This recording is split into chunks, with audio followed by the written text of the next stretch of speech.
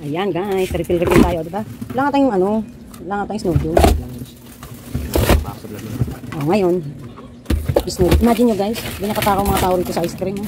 May ice ka na nga, may snowdo. Bagay una naman talaga si snowdo sa akin. Dati ko pa kasi ito nakikinikerry. Yun lang talaga sa lugar ko. Ayan.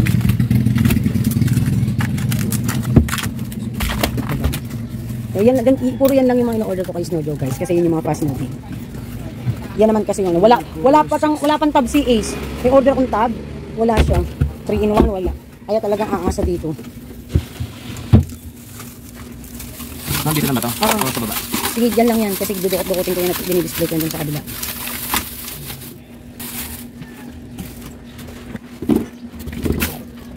Sige, mas maganda yung magulo kaysa sa tahin.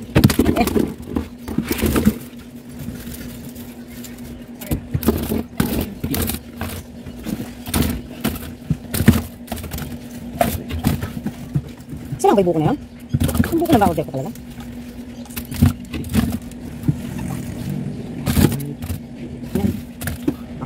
Siyempre, nasa school mga bata. Diba? Ako na uwi. Bagay nung may pasok naman, mahina ba ako? Parang hindi masyado. Dito na lang yun, kuya. Lalagay ko yung sa kabila kasi din. Lagay na natin. Wala silang kauni. Ayan. Naulan na.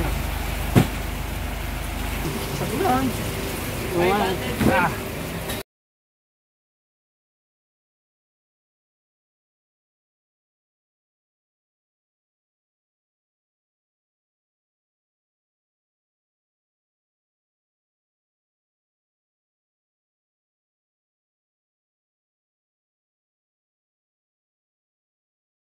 Active serve Nestle.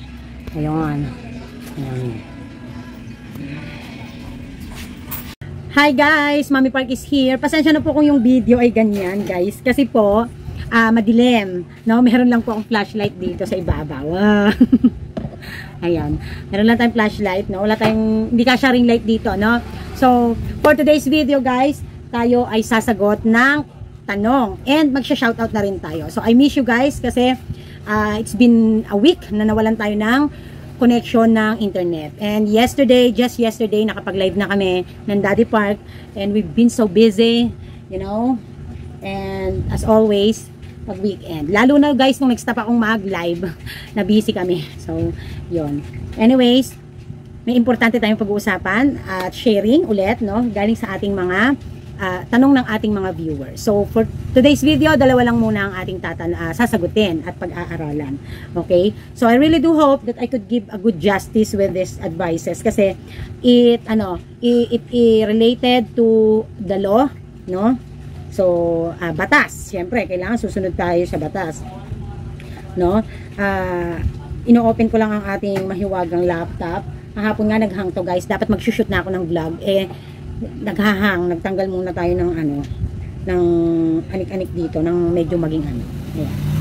So, nga pala, doon sa, gusto ko lang magpasalamat sa mga parating nanonood at nahandyan sa ating mga video, no? So, I really do hope guys na sa mga naguguluhan sa ibang mga tungkol sa taxing, panoorin nyo po ang aking mga tax vlogs, no?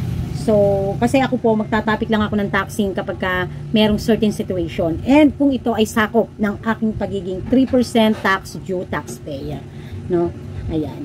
So, sa mga businesses, naghihigpit po ngayon ang ating gobyerno when it comes to locating all those business premises na hindi pa nagko-comply. Kasi, I heard na kulang pa sa pondo. Bawat RDO po kasi, or Regional District Office, ay merong quota pagdating sa collection of taxes para po mapunan ang pangangailangan at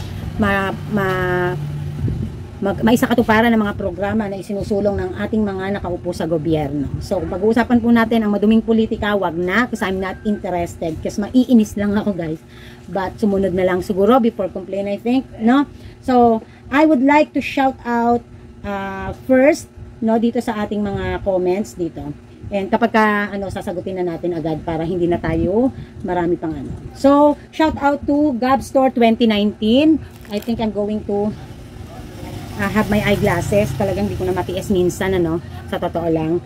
Na minsan talaga nagpe-pretend na lang akong kaya pa ng mata ko kasi mahirap ang naka-sunglasses talaga. Not sunglasses, eyeglasses, no? Okay, shout out to Gab Store 2019. Matry ko nga din yan sa store ko, Kasari. Yun yung mga ating in-ads on na mga items. So, meron pa akong mga dumating kahapon. So, siguro sa mga ibang araw, ipe-flex ko na lang. No, mga clams pa rin. And, mabili ang ating hikaw. Grabe, nakakatuwa. So, Meralyn Paris Vlogs 7328. Ang ganda naman yan. Ayan. Jaco Altrades 308. Anong shop po? Ayan, nilagay ko po ang link sa aking isa sa mga vlogs ko ng ads on na products. Nilagay ko po ang mga link ng ating mga shop, no? Ayan. Anong shop, Mami Park? Ayan, puro tanong. Sabi ni user-px1dt1up9f. Ano ba mga pangalan to? Marlouis Sari-Sari Store. Ayan, Sweetie Joe Bar. Alisor 76, tama ba?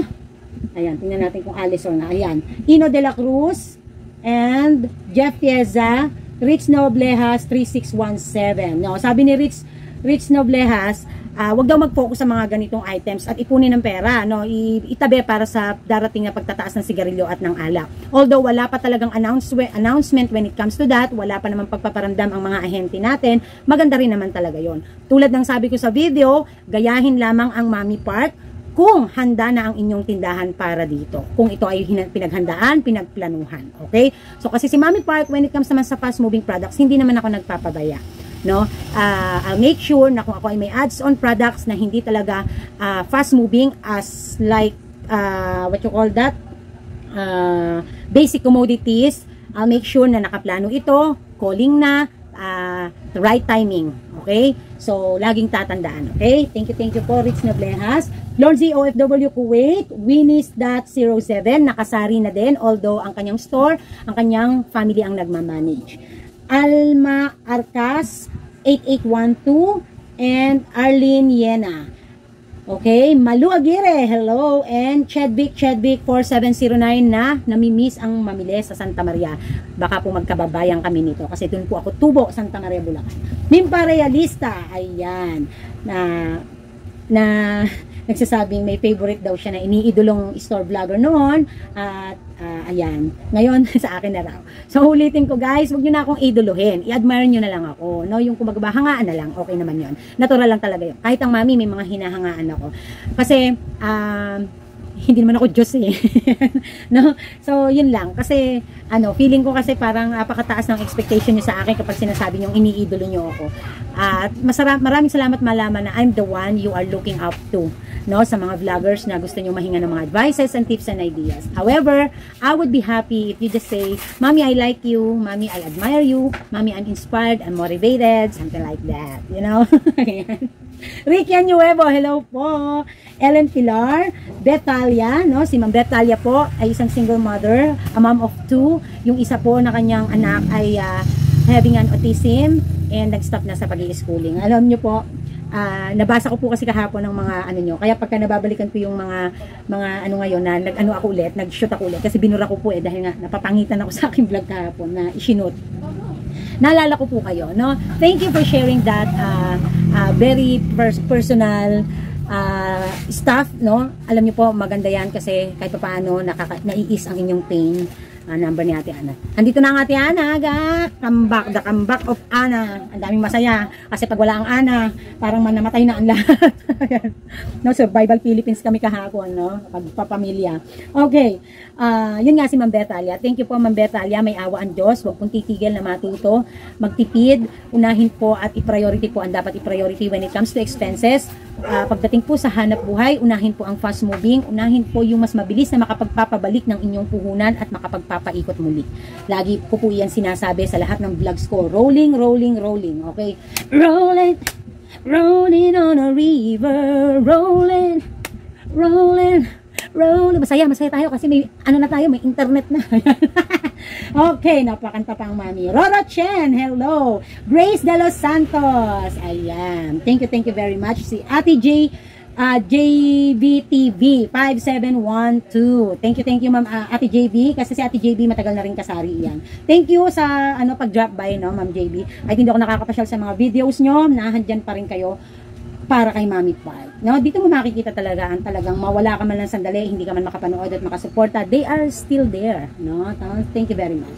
So, let's move on to another video of mine na may mga may mga ano, na may mga ano ba tawag diyan? May mga comments and ano, shout out tayo.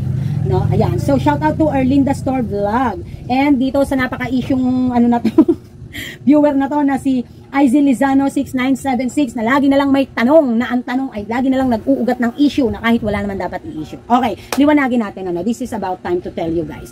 May nagsabi po kasi na ba't parang hindi na lang umano si Ma'am Izzy, ganito, ganyan, kasi parang nag-aaway, parang nagsasabong ang mga vloggers, ganyan. Alam niyo po, kami ni ST, hindi naman kami nagsasabong sa totoo lang sa GC. I try to, I make sure na pag nasa GC ako, I let Ma'am Rose Jam 11 na alam kong sa kaibuturan ng puso nyo, kapatid pa rin ang turing nyo sa akin. And you know that kahit tayo ay pare-parehas na vlogger ng sari-sari store, we have all different set up ng hanap buhay, and that's why we have all different topic din na tinatalakay. And also we also understand each other na talagang, especially in my part na si Mami Park talaga, this is me talaga, alam naman nila yon, no?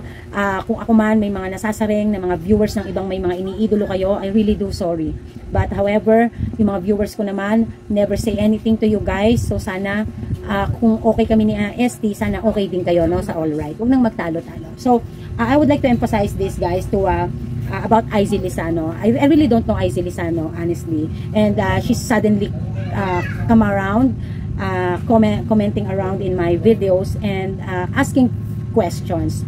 When me and Daddy Park talk about this specific viewer, na kapag ka nagtatanong siya, this is all about having a healthy discussion, no? Kung sa iba kasi parang ang dating hindi healthy, and it makes it indeed gives trigger, no, sa mga vloggers. Don't you worry guys, kasi as a mature store vloggers at hindi inggitan at hindi para palakihan, payamanan, no, me and between me and Rose Jam 11, for me kasi that's what I feel, no. Wag na nating lagyan ng mga kulay. Now, ang nag-aaway-away is the viewers. So I would like to emphasize guys that Ma'am Izzy Lizano, I admit na meron siyang malawak na pag-iisip tungkol sa pag-aaral ng negosyo, kasi ibig sabihin open kasi sa lahat ng mga possibilities. So that is why ako naman kasi hindi rin naman ako basta magbibigay ng mga advices at magkakaroon ng idea to vlog a specific topic kung wala din kayo minsan tanong, kasi syempre ako busy akong tao, and for me there's a lot of topics that cross my mind, but the thing is sometimes sa busy ko nakakalimutan ko na to tackle up, no? And minsan kapag sobrang importante, doon bigla akong magbablog suddenly kasi baka makalimutan ko pa. So when it comes to Ma'am Izzy Lizano, please guys, let's think na lang that this is about time na matuto na tayo sa buhay, na hindi na lang puro pag-flex, no? Ika nga ni Daddy Park, ano naman kasi ang magiging sense na kayong mga sari-sari store vloggers have the same kind of vlogs, displaying, pakita ng mga actual bentahan, magkano ang benta, magkano ang presyo, ganito, ganyan. That is our that's all our napaka-common. Kahit before pa guys, ang Mami Park, hindi ko talaga hilig yan. Hindi ko talaga hilig ang hauling with price. Minsan pa nga ang store tour, hindi ko talaga hilig. Sa totoo lang, hindi pa magre-request ang mga viewers. That is the truth. Kung mapapansin nyo, mas gusto ko pa nga mag-parody, sa totoo lang Mas gusto ko pa mag-live kumanta. Compare sa why? I just don't know. I think it's just a common thing na hindi na dapat ginagawa. I'm not saying na dapat hindi ginagawa ng mga vloggers na for me lang. Kasi, common nga, nagbablog ako, minsan naman sinasama ko kayo na ipasyal. Pero to do it every day, to do it ng paulit-ulit na mag-hauling, mag-pricing, mag-displaying, hindi ko siya talaga trip, no? So that is why when this Izzy Lizano came around and asking for few things na napaka-importante din naman, no, to emphasize specific topic na dapat nating mapagnilayan. So I think it's about time guys na tayo ay mag-level up when it comes to our maturity, when it comes to understanding the business, no? So maganda na pag may mga tanong na ganyan na pagninilayan natin. And this is not intend to hurt somebody else ego or somebody specifically vloggers, sa mga egos nila, the way how they vlog, the way how they teach people, the way how they influence people. It's only all just me, okay? So, and my observation, I just don't like you guys na i-think na ganyan. Kasi for me, ayoko ng gulo, away, kasi I want a peace and a healthy learning topics dito sa channel natin. Kaya nga ako, sa totoo lang, I don't care. Kasi nga pag learnings, no, ang tao hindi mo basta mapapanood. Bakit? Ang gusto nila, mas nakikita, gusto nila yung may nagpe-flex, nakikita nila na ganito, ganyan, ganyan, ang daming laman ng tindahan, ang laki ng kita, ganito, ganyan. Kasi ako wala naman na kasi akong dapat pampatunayan. Kaya hindi ko siya hilig talaga. Maliit ang tindahan ko or hindi, wala akong dapat patunayan. Kaya ang gusto ko learnings. Kasi ang gusto ko, paano nyo magagawa at mapagtatagumpayan ang dilema. Yon ang point ko, paano kayo magpapalaki. Yun yung mga gusto kong targetin na topic. No, it's really not my type and my trip to vlog yung talagang sobrang mag-flex. Okay? I just want you to understand, guys. That is why kapag may question kayo na napakagandang topic, ginagawa ko. Kasi ito ay makapupulot ng aral at matatalakay natin pare-parehas. Okay? Understand ba?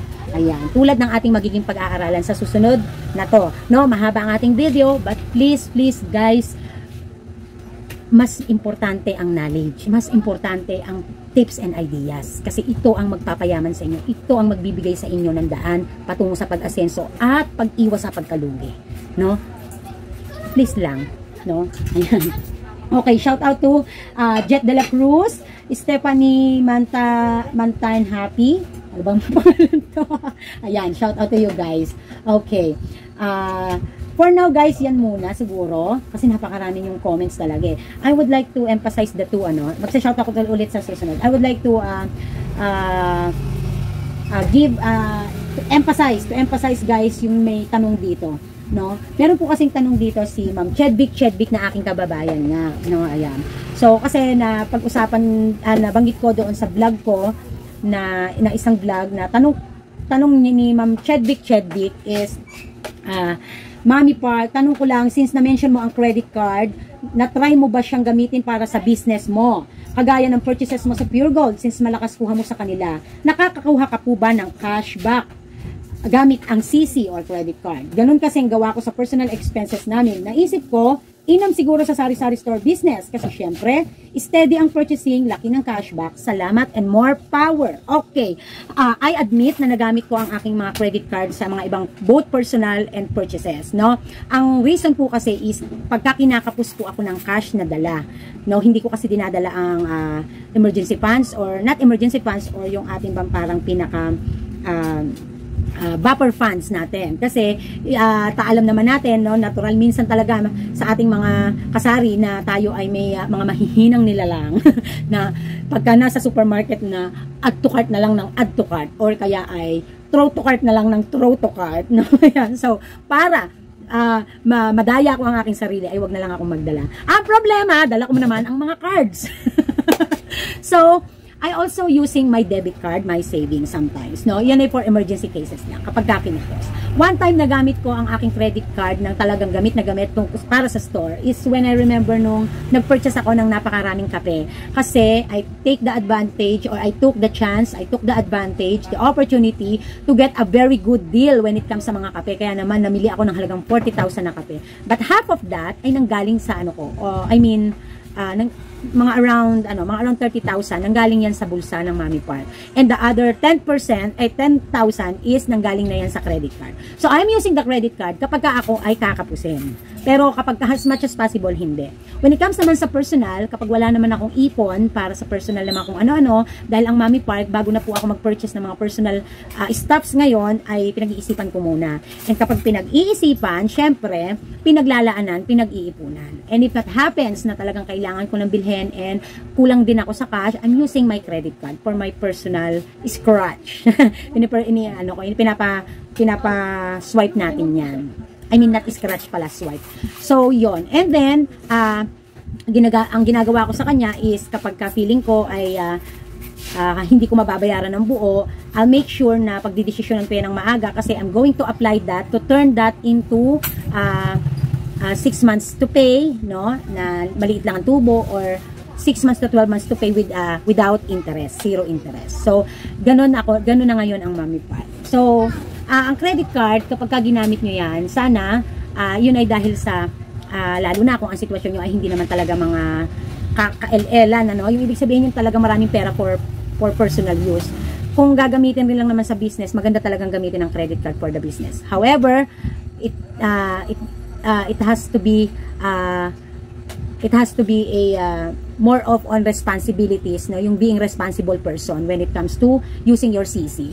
Just a piece of advice, kasi kapag hindi maayos at maganda ang gamit nyo niyan, nako, babaunin kayo niyan at matutukso na lang kayong matutukso mag-swipe ng mag-swipe without noticing, or hindi nyo na lang, na magugulat na lang kayo na ano na pala kayo, hindi pala kayo nakamura, kundi napamahal pa kasi hindi nyo nababayaran. And then, another thing when it comes to cashback, I don't have a cashback, ma'am, but when I purchase the Pure Gold, ang nakukuha ko po ay points, whether I use debit card, credit card, or cash. Meron po akong nakukuhang points with being a Aling Puring member, and another P-Wallet points, no, na under din ng Pure Gold Aling Puring. So, yun po ang ating ano, maganda po siya, no, lalo na kung wala po kayong pang cash. So, walang iniwan yan sa, meron na kayong consignment sa mga ahente. Tulad ko, consignment ako kay Marlboro. And soon, magkakaroon na rin ako ng consignment, hopefully, kay Mighty Camel Products, Winston. Ayan. So, kasi ano na ako. So, it's about time. Hindi ako nag-a-apply ng mga consignment kung hindi rin naman dapat pa. No, ika nga sabi sa inyo, it has a responsibility, may kaakibat na responsibilidad ang bawat blessing. So, make sure na kapag may mga opportunity, pag tinake nyo, ay kaya nyo ring panindigan. Okay? So, another one na question na I would like to emphasize for our video for today is this one. May tanong ano ko nga pala si Eleanor Rosero na, hahaha idol, pero ako gagawin ko yan kasi dagdag income. Kaso nga, wala pa ako sa Pinas, Mami Park Idol. Ito talaga nga, Ma'am Eleanor, ha? Ayan. So, let's Mary Grace de los Santos, isingit na natin, no? Dati daw, 1.5 lang ang kanyang start-up sa kanyang pagsasari-sari store until such time na nag-upisa siya ng pagdi-dishwashing with the Max Glow product, and then nakuha na rin niya ang Mighty, distributor na siya, and now, she's alright na. She's okay na. So, congratulations, no, Ma'am Mary Grace de los Santos. Ganun talaga, tiyagaan lang, no? Sabi ko nga sa inyo, ang capital, there's no prerequisite when it comes to capital. How much you want ang i-start up, walang problema dyan. So, nasa sayo pa rin ang lahat ng diskarte, paano mo mapapalago, kahit 20 pesos pa yan, guys. Maniwala kayo. Okay? There's a lot of success stories, start up just nothing, or kaya naman is just started up with a very low capital. So, wag masyadong mahindi. Lalo na mga OFW, alam ko pong may mga ipon kayo, syempre, no? Be careful with your expenses when you already staying in the Philippines for good, okay? Ayan. Glenn Altes, good morning. Ako meron akong tindahan na accessories, no? Konti-konti po sa market ako nabili, pero kahit paano meron akong tinda. Sabi ng bumibili sa akin sa kasama niya, sabi sa'yo, meron dito, nakakatuwa po talaga. Yan yung maganda doon, yung word of mouth, na napaka-powerful niyan eh. Yung tipong bang, kapag maganda ang naging experience ng isang customer sa iyo, yung word of mouth na yan, no, yung hindi naman chismis, yan ang magandang, yan ang magandang maritesan. Yung, oy, doon ka bumili kay Mami Park, meron doon, maniwala ka. Oy, doon ka bumili, oy, doon ka bumili. Kasi dito, it happened to me eh. No, na, ay, sabi sa akin kasi nung kapitbahay ko, dito daw bumili, mura daw sa'yo ang ganito, kumpleto ka daw dito. Ay, oo nga, pwede bang pumasok? Parang kasi gusto kong mamili. Napakaraming experiences ang Mami Park when it comes to that. Sa totoo lang. Word of mouth, napaka-powerful niyan. Kaya, always make sure na maganda ang first impression ng customer sa inyo, and araw-araw, everyday, kahit hindi lang yung unang impression, yung experience, no, ng inyong customer, lalo na pagkakauna-unahan niyang pagbili sa inyo, nang sa ganon ay yung word of mouth ay lumawak. Okay? Ayan. So, just saying, no? Okay, let's have another question here, no? Mahaba ang video, guys, ha? And English-Englishan ng Mami Park. Nasa mood. Nasa mood. Okay.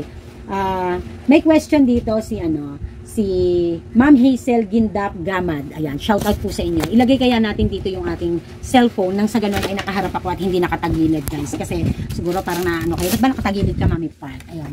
Kasi nandito nga po yung ko. Good thing na lang natatouch screen natin yung ating cellphone, ating laptop. Okay, ayan, dapat pala nandito na tayo nag-shoutout, no? So, it's alright. Eto, sabi ni Hazel Gindap Gamad, 6 hours ago, good day po. Masugin niyo po akong tagahanga. Ay, thank you naman. May maliit din po akong tindahan. At yung lumang bahay ng lola ko na minana ng papa ko, akalaing may akalaing bahay, pero pagpasok po, isang tindahan na. Wow, nice, concept. May tanong lang po sana ako regarding sa masipot po, regarding sa masipot. Masipot, siguro makipot yon, Makipot po kasi ang kantong lugar kung saan location ng store ko. Pinagbabawal po talaga ang parking doon. Pero paano po yung may mga motor o sasakyan na bibili lang sana ilang minuto lang, maiiwan ang motor sa labas? Syempre po, bibili, sinisita ng aming kagawad at bawal parking daw. Pwede po bang lagyan nila ng no parking? Hindi naman sa kanilang lupa. Ano po ang pwede kong gawin? Kasi nawawalan ako ng customer. Okay, eto na yung being a law-abiding citizen o yung sumusunod sa batas na isang mamamayan. So, susunod tayo sa batas. Kung ang ordinansa po ng inyong barangay, ng inyong LGU ay bawal po ang pagparada, sumunod po tayo. Ngayon, dahil po kayo ay may business doon, dapat po masigurado din po na kayo po ay merong business permit. Dahil kung sitahin po ang lugar nyo, mapa-parking man yan or sa mga kagakagawad lang, syempre, kailangan din po ay maging handa po tayo, lalo na pag napagsimulan ng pagtatalo at kayo ay tirahin tungkol sa inyong tindahan. You have to make sure na you have a business permit para may laban. Pangalawa, dahil nasa batas naman po talaga, bawal ang parking, double parking, bawal ang lalo na't ordinansa din sa local government unit, tulad ng halimbawa barangay to municipality.